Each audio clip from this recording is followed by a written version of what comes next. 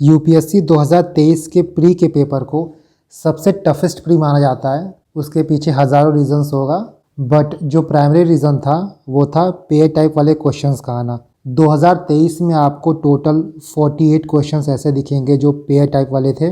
मतलब almost 100 marks का paper ऐसा था जहाँ पे आपको एग्जैक्ट पता होना चाहिए कि इसका आंसर क्या होता। बट क्या ये पहली बार आया था, ऑल ऑफ अ सडन हमारे सामने आया था? तो the answer is no, because 2022 में भी पेयर टाइप वाला क्वेश्चन आया था, बट जो नंबर ऑफ क्वेश्चंस थे सिर्फ 8 थे। 2023 में यह नंबर बढ़ के 48 हो गया था। तो इसका मतलब ये है कि इस टाइप के क्वेश्चन का जो बीज है वो 2022 में ही बो दिया गया था। मोस्ट ऑफ द टाइम जब भी हम एनालाइज कर रहे हैं पेपर को तो हमारा मेन फोकस पेयर टाइप वाले क्वेश्चंस पे ही है। बट इसके पीछे बहुत लोग ये भी भूल जा रहे हैं कि यूपीएससी 2023 में 18 क्वेश्चंस ऐसे थे जो स्टेटमेंट वाले थे।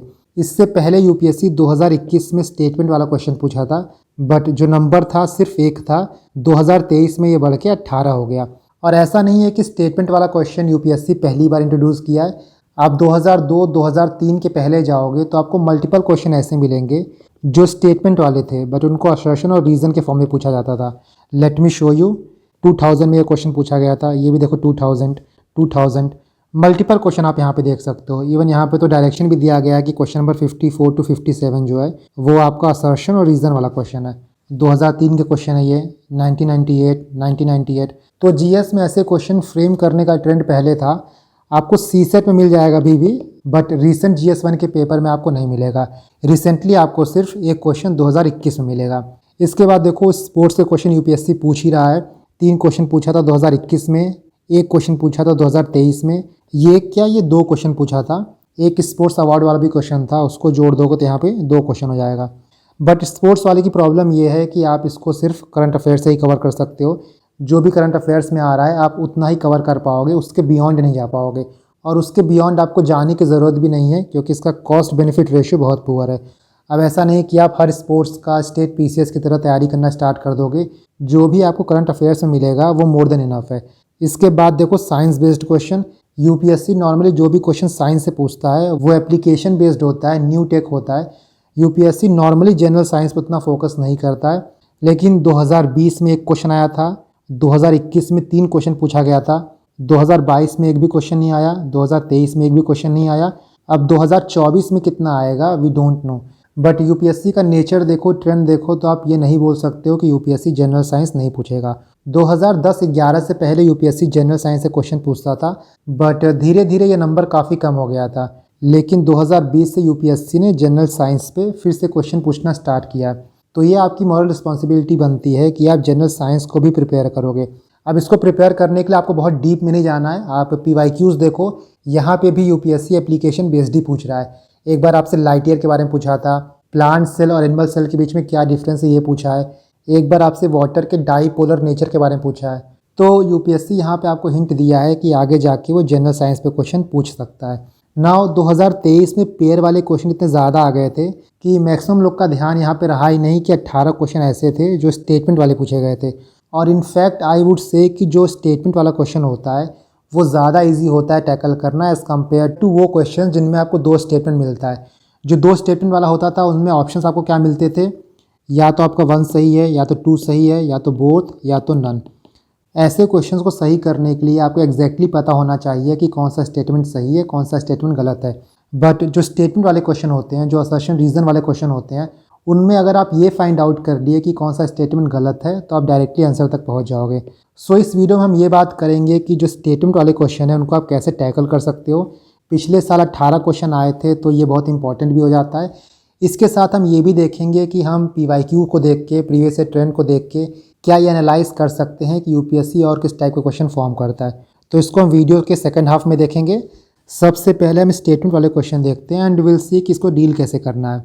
देखो स्टेटमेंट वाले क्वेश्चन में सबसे इजी सिनेरियो तब बनेगा जब आप ये फाइंड आउट कर लोगे कि स्टेटमेंट 1 और स्टेटमेंट 2 में से क्या कोई स्टेटमेंट गलत है।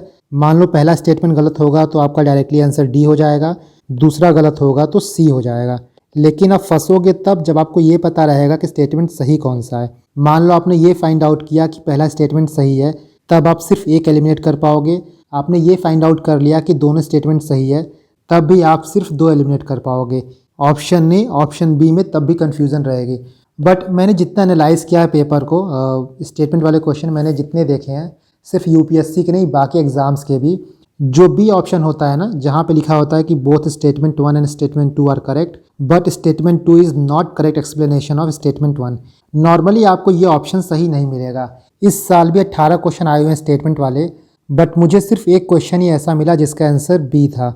तो यहाँ से आप एक सेफ्टी पॉइंट पकड़ सकते हो, एक रूल पकड़ सकते हो कि मान लो आपने ये फाइंड आउट कर लिया कि स्टेटमेंट 1 और स्टेटमेंट 2 दोनों सही है और आपको ए एंड बी में से कोई एक चूज़ करना है, किसी एक पे रिस्क लेना है, तब आप ए चूज़ करना, अनलेस एंड अनटिल आपको ये दिखे कि स्टेटमेंट 1 और स्टेटमेंट 2 बिल्कुल अलग अलग है।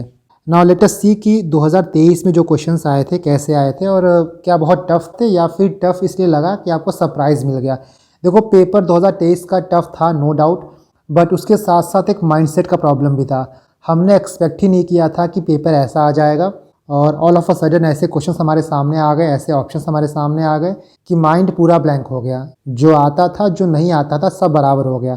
And that is why we are here to find out कि यूपीएससी और किस टाइप के क्वेश्चन को इंट्रोड्यूस कर सकता है और कौन सा पैटर्न बदल सकता है by analysing past year papers, so that जो ये सरप्राइज वाला एलिमेंट है ना वो एलिमिनेट कर सकें, इफ़ नॉट एलिमिनेट तो एटलीस्ट रिड्यूस कर सकें। इस पर हम थोड़ी देर बाद बात करेंगे, बट यहाँ पे हम देखते हैं स्टेटमेंट वाले क्वेश्चन जो आए थे। देखो ये जो क्वेश्चन था ये काफ़ी इजी था एंड ये प्योरली कॉन्सेप्ट बेस्ड क्वेश्चन है। आपने कोई भी स्टैंडर्ड रिसोर्स पढ़ा होता है, चाहे ब्रुनाल का, संजीव वर्मा, विवेक सिंह, आप आराम से इस क्वेश्चन को कर लेते। In the post pandemic recent past many central bank world wide has carried out interest rate hikes. Second था central bank generally assume that they have the ability to contract the rising consumer price via monetary policy means. तो interest rate को बढ़ाना monetary policy में ही आता है। आपका ये सही होता, दोनों स्टेटमेंट सही है और स्टेटमेंट 2 जो है वो 1 को एक्सप्लेन कर रहा है। इसके बाद इस क्वेश्चन को मैंने अपने लास्ट वीडियो में डील किया था। Carbon market are likely to be one of the most wide spread tool in the fight against climate change. और जो स्टेटमेंट 2 है, carbon market transfer resources from private sector to state. Carbon market, carbon trading का basic फंडा ही यही है। यहाँ भी आपका ये सही होता।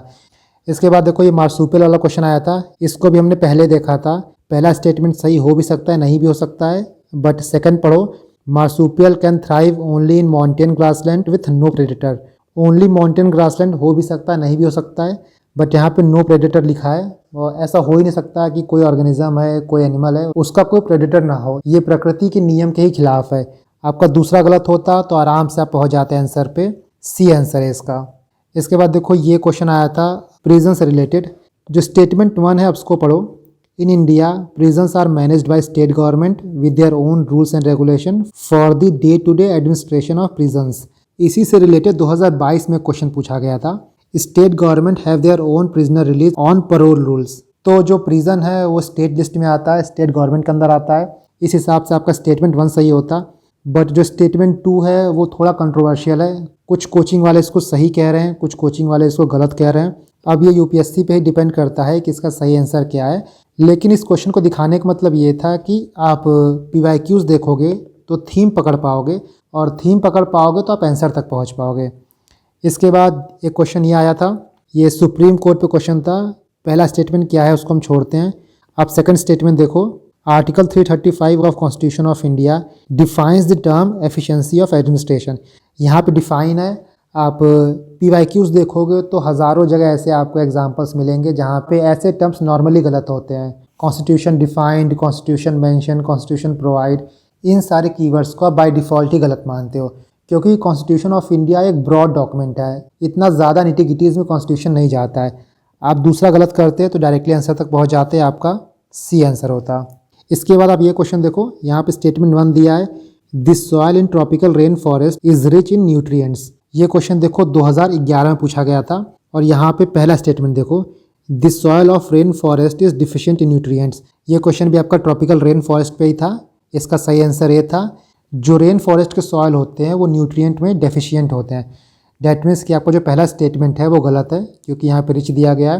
पहला गलत हो गया तो आपका सही आंसर क्या आएगा, डी। यही बेस्ट पार्ट है स्टेटमेंट टाइप वाले क्वेश्चन का। आपको एक भी स्टेटमेंट पता चल गया कि वो गलत है, आप डायरेक्टली आंसर तक पहुंच जाओगे। बाकी दूसरा स्टेटमेंट क्या दिया है क्या नहीं दिया है आपको उससे मतलब ही नहीं रहेगा। इसके बाद देखो एक ये क्वेश्चन आया था, the temperature contrast between continent and ocean is greater during summer than in winter. Statement 2 है, the specific heat of water is more than that of land. वैसे तो ये क्वेश्चन बेसिक ज्योग्राफी वाला है, बट आप 2013 का PYQ देखो, जो यहाँ पे दो स्टेटमेंट दिया गया है, सेम दोनों स्टेटमेंट यहाँ पे दिया गया है। Thermal difference between land and water, variation in altitude between continent and ocean. Question क्या था? The annual range of temperature in interior of continent is high as compare to coastal areas. जो यहाँ पे स्टेटमेंट दिया गया ना, वही यहाँ पे था। इसके हिसाब से आपका सही आंसर हो जाता ए। इसीलिए PYQs लगाना बहुत ज़्यादा इंपॉर्टेंट है। और यहाँ पे आपके PYQ की अंडरस्टैंडिंग प्लस क्वेश्चन सॉल्व करने का जो अंडरस्टैंडिंग है ना, वो लग रहा है। इसके बाद एक क्वेश्चन और देखते हैं हम। यहाँ देखो स्टेटमेंट 1 पूछा है 7 अगस्त is declare as national handloom day. इसके बाद पूछा it was in 1905 that the Swadeshi movement was launched on this same day. देखो हमको ये तो पता है कि दूसरा स्टेटमेंट सही है, 7 अगस्त 1905 को ही स्वदेशी मूवमेंट का प्रोक्लेमेशन हुआ था। आप स्टेटमेंट 2 को स्टेटमेंट 1 से जोड़ के देखोगे तो आपको ईजिली आंसर मिल जाएगा। 7 अगस्त 1905 को स्वदेशी मूवमेंट का प्रोक्लेमेशन हुआ था, ये हमको पता ही है। और स्वदेशी मूवमेंट जो है वो हैंडलूम से रिलेटेड है, तो 2 और 1 जो है वो एक साथ जा रहा है। लॉजिकली इसका आंसर यही होगा। इसके बाद ये क्वेश्चन देखो आप, the constitution day celebrated on 26 November every year to promote constitutional values among citizen. Correct है, सबको पता ही है। Second statement on 26 November 1949 the constituent assembly of India set up drafting committee under chairmanship of doctor BR Ambedkar to prepare draft constitution. आज़ादी के बाद जितनी भी कमेटी सेटअप की गई थी उसमें सबसे इंपॉर्टेंट ड्राफ्टिंग कमेटी थी। और मान लो आपको ये ना पता हो कि ये डेट कितना है, बट ईयर आपको पता होता है कि 1949 नहीं 1947 ही है, तो आपका स्टेटमेंट 2 गलत होता है। डेट मीन्स जो आपका सही आंसर है वो C है। अच्छा, मुझे आप कमेंट करके ये बताना कि ये कमेटी कितना टाइम ली थी, कितना दिन ली थी कॉन्स्टिट्यूशन को प्रिपेयर करने में। ऐसे आप लेक्चर से एंगेज किए रहोगे, जो क्वेश्चन है उनके आंसर देते रहोगे, तभी एग्जाम में जाके आपको चीज़ें याद रहेंगी। सब कुछ अच्छा नहीं होता है और UPSC ट्रैप भी डालती है। UPSC कैसे ट्रैप करती है ये क्वेश्चन उसका परफेक्ट एग्जाम्पल है। और एग्ज़ाम में आपका हर क्वेश्चन ना सही होगा और ना हर क्वेश्चन करने के लिए बना होता है। इस क्वेश्चन को आप देखो, आई गेस कि मोस्ट ऑफ द लोगों का ये क्वेश्चन गलत ही हुआ होगा। यहाँ पे दिया है कि one of the standard size of national flag of India is 600 mm into 400 mm। इसके बाद स्टेटमेंट 2 दिया है the ratio of length to height of the flag shall be 3:2। इसको हम सॉल्व करते तो हमको लगता है कि 3:2 ही होता है, बट यहाँ स्टेटमेंट 1 जो है वो गलत है। इसका आंसर हो जाता है D। यहाँ कोई लॉजिक नहीं लगता, एग्जैक्टली आपको पता होता तभी आप इसको कर पाते, नहीं तो इसको नहीं कर पाते। और ऐसे क्वेश्चंस जो होते हैं ना एग्जाम में ट्रैप होते हैं। मान लो इसका आप A लगाते ये सोच के कि 600 इंटू 400 mm हम इसको 3:2 मान सकते हैं, तो इसका A सही हो जाता। आप ये लगा सकते हो, भले ये लॉजिक आपका यहाँ गलत होता है क्योंकि ये क्वेश्चन प्योरली फैक्चुअल है, नहीं तो मोस्ट ऑफ द क्वेश्चन में आपका ये लॉजिक सही बैठता। और UPSC को भी पता था कि लोग ये लॉजिक लगाएंगे, तभी UPSC ने ये नंबर्स दिए थे। तो यहाँ मत डरो कि मैंने ये लॉजिक गलत लगा दिया। आप लॉजिक क्वेश्चन बाय क्वेश्चन बदल नहीं सकते हो, और ठीक है ना, आपको 200 में से 200 सही भी नहीं करना है। उसी तरह आप ये क्वेश्चन देखो, Israel has establish diplomatic relation with some Arab state. Most of the लोगों को ये पता होता है कि ये सही है, बट जो सेकंड स्टेटमेंट है the Arab piece initiative mediated by Saudi Arabia was signed by Israel and Arab league. ये भी एग्जाम्पल है एक प्रॉपर ट्रैप का जो UPSC ने फेंका था।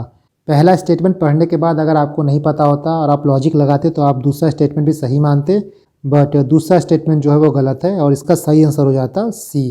तो देखो, जब आप लॉजिक लगाते हो, कोई पैटर्न बनाते हो, तब सिर्फ ये मत देखा करो कि आपका ये लॉजिक कहाँ लग रहा है, साथ में ये भी देखो कि कौन कौन से क्वेश्चन आपके गलत हो रहे हैं।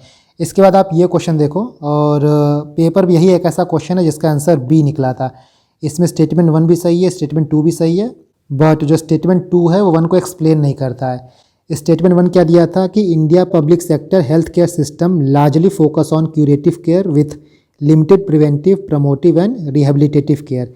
स्टेटमेंट 2 था कि under India decentralised approach of health care delivery the states are primarily responsible for organising health services. ये सही है, बट 1 को एक्सप्लेन नहीं कर रहा है। हम यहाँ पे डिटेल सॉल्यूशन नहीं देखेंगे, बट यहाँ पे आप एक अप्रोच डेवलप करो। अगर दोनों स्टेटमेंट बहुत मिलता जुलता हुआ तो एग्जाम में बहुत डिफिकल्ट होगा ये फाइंड आउट करना कि स्टेटमेंट 2 स्टेटमेंट 1 को एक्सप्लेन कर रहा है या नहीं कर रहा है। जैसे आप यहीं पे देखो, पढ़ के तो लग रहा है कि स्टेटमेंट 2 जो है वो 1 को एक्सप्लेन कर रहा है, लेकिन इंडिया का public sector health care system largely सिर्फ क्यूरेटिव केयर पे फोकस करता है। इसका मल्टीपल रीज़न हो सकता है, lack of financial resources, lack of political will, सिर्फ ये रीज़न नहीं हो सकता। बट इस चीज़ को एग्ज़ाम में पॉइंट आउट करना, डिसाइफर करना बहुत मुश्किल है। तो मान लो आपको एग्ज़ाम में ये पता होता है कि पहला स्टेटमेंट सही है, दूसरा भी सही है, और एग्ज़ाम में आप A लगा के आओ, तो यहाँ पे आपको खुद के अप्रोच पे या फिर खुद के असेसमेंट पे डाउट करने की ज़रूरत नहीं है, क्योंकि ऐसे मोस्ट ऑफ द क्वेश्चन का जो आंसर है वो यही होगा। और अगर इसका बी हो जाता है तो मान लो सच में हमारा बैड लक है। आप तभी इसका बी चूज़ करना जब आपको लगेगा कि स्टेटमेंट 1 और स्टेटमेंट 2 बहुत अलग अलग है। और ये पॉइंट मैं मल्टीपल MCQs को एनालाइज करने के बाद बता रहा हूँ। सो वी हैव सीन कि जो यूपीएससी अपने प्री का पैटर्न बदला है, जो क्वेश्चन पूछने का तरीका बदला है, उनको कैसे डील करना है। नाउ लेट अस सी कि और कैसे क्वेश्चंस आ सकते हैं और कौन से टाइप ऑफ क्वेश्चंस हैं जिनको यूपीएससी फ्रेम कर सकता है, सो दैट हम पहले से डिसाइडेड रहें, पहले से हमारा एक माइंड फ्रेम बना रहे। क्योंकि देखो यूपीएससी को टैकल करने के लिए आपको खुद से मेहनत करनी पड़ेगी। सिर्फ आप कोचिंग या टेस्ट सीरीज़ के भरोसे नहीं रह सकते हो। कोचिंग वाले टेस्ट सीरीज़ में वही पैटर्न फॉलो करेंगे जो यूपीएससी फॉलो कर चुका है। 2023 में पेयर वाला क्वेश्चन पूछा है तो आपको हर टेस्ट सीरीज़ में पेयर वाला क्वेश्चन दिखेगा। एक बार यूपीएससी ये क्वेश्चन पूछा था कि दिल्ली से अगर हम स्ट्रेट लाइन खींचते हैं तो कौन सा सिटी जो है वो सबसे करीब रहेगा इस लाइन के। तो नेक्स्ट ईयर मैक्सिमम कोचिंग वालों ने ऐसे ही क्वेश्चन फ्रेम करने स्टार्ट कर दिए थे। कोचिंग के टेस्ट सीरीज़ तो यूपीएससी से हमेशा एक कदम पीछे रहेंगे, बट आपको अपनी मेहनत करनी है। अगर आप यूपीएससी के पास्ट ईयर पेपर्स को देखो, 2000 पहले के पेपर्स को देखो, तब यूपीएससी जो है वो मैप बेस्ड क्वेश्चन बहुत पूछता था। मैंने पीवाईक्यूज़ में जितने भी मैप बेस्ड क्वेश्चन आए थे उन सबको कंपाइल कर दिया है और आप इस पीडीएफ को टेलीग्राम से डाउनलोड कर सकते हो। देखो, इन क्वेश्चंस को कंपाइल करने का, इन क्वेश्चंस को शो करने का सिंपल रीज़न है कि यूपीएससी ने जितने टाइप के एक्सपेरिमेंट्स किए हैं वो आपको पता होने चाहिए। देखो, मैप बेस्ड में मेनली यूपीएससी 2 टॉपिक्स पे फोकस करता है। एक आपका हिस्ट्री हो गया, दूसरा आपका ज्योग्राफी हो गया। और बहुत पॉसिबल है कि यूपीएससी में इन टाइप से क्वेश्चन का कमबैक हो।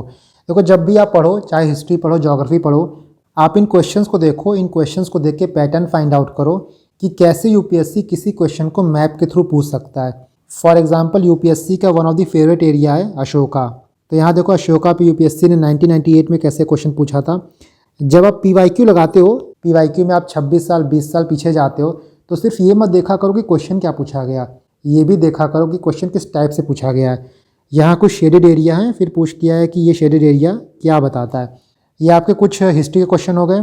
ज्योग्राफी बेस्ड क्वेश्चन में तो आपको मल्टीपल क्वेश्चन मिल जाएंगे। मिडल ईस्ट की मैपिंग आप पढ़ते ही हो, बट उसको आप मैप के थ्रू पढ़ो।